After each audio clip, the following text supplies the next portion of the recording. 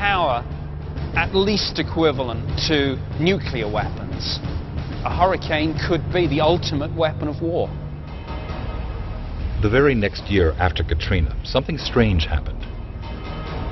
According to the National Weather Service, not a single hurricane made landfall in 2006. Could the U.S. military be using HAARP to fend off hurricane attacks?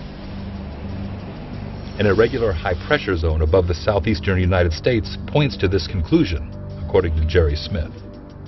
This high-pressure dome has never existed before. It's never been seen to have a high-pressure dome parked over the southeast United States for the entirety of a hurricane season. It's never happened before. And it's happened 3 years in a row now. This high-pressure dome worked like the rubber bumpers on a pinball machine, and every hurricane, like a pinball, hit it and bounced off, safely going back out to sea. The date coincidence of HAARP being completed and this buffer being in effect, I think, is very telling. Meteorologists say the high-pressure area is just a weather anomaly, one of many that occurs in nature. But its intensity puzzles many meteorologists. Is this the same type of manufactured high-pressure system that experts feel hovered over California from 1988 to 1992? Today, nations still deny they are weaponizing weather, but there are suggestions to the contrary.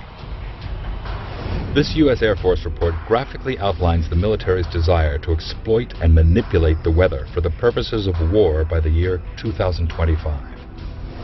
According to one of the most harrowing lines in this report, quote, "Weather modification is a force multiplier with tremendous power that could be exploited across the full spectrum of war-fighting environments." The 2025 report on weather was essentially a military analysis of what could we do, whether it was to create rainfall, create drought conditions. The idea was by 2025 we would be able to manipulate virtually every aspect of weather. It expressly states how and why the United States Air Force should own the weather. What technologies will be necessary to fight future wars using weather as a weapon.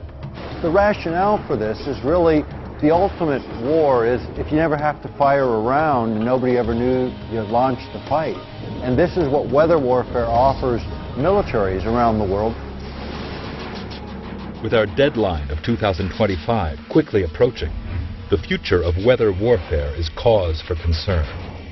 The worst-case scenario is that satellite-based weapons systems will turn the Earth's weather on its head.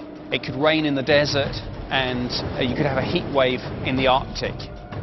If an enemy could change the jet stream over North America, it could plunge North America into an ice age.